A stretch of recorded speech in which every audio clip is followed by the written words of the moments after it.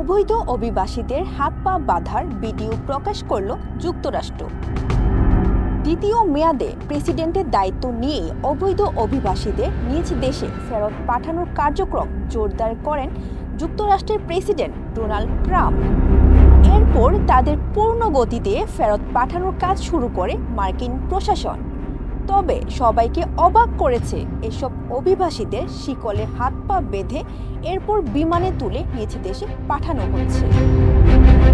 মার্কিন প্রেসিডেন্টের দপ্তর হোয়াইট হাউস অভিবাসীদের এমন একটি ভিডিও প্রকাশ করেছে, যেটিতে দেখা যাচ্ছে সিয়াটল বিমানবন্দরে শিকল প্রস্তুত করা হচ্ছে এবং সেগুলো অভিবাসীদের পরিয়ে দেওয়া হচ্ছে।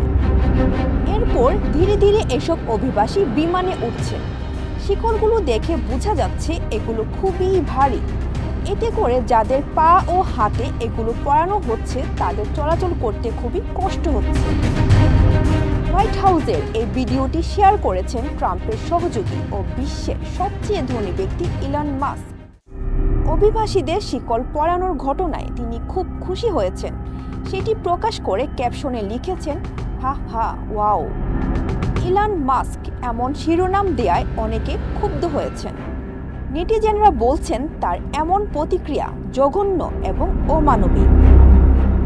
বৈধ অভিবাসীদের শিকল পরানোর ঘটনায় সবচেয়ে বেশি সমালোচনা করেছেন ভারতের রাজনীতিবিদরা।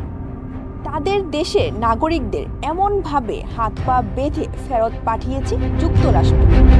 এছাড়া গুয়েতেমালা, পাকিস্তান, আফগানিস্তান এবং চীনেরও অসংখ্য অভিবাসীকে ফেরত পাঠিয়েছে দেশটি। ভারতীয়দের সঙ্গে এমন আচরণ করায় দেশটির বেশিরভাগ মানুষ ক্ষিপ্ত হয়েছিলেন। এমন সময় ডোনাল্ড ট্রাম্পের সঙ্গে বৈঠক করতে যুক্তরাষ্ট্রে গিয়েছিলেন প্রধানমন্ত্রী নরেন্দ্র মোদী।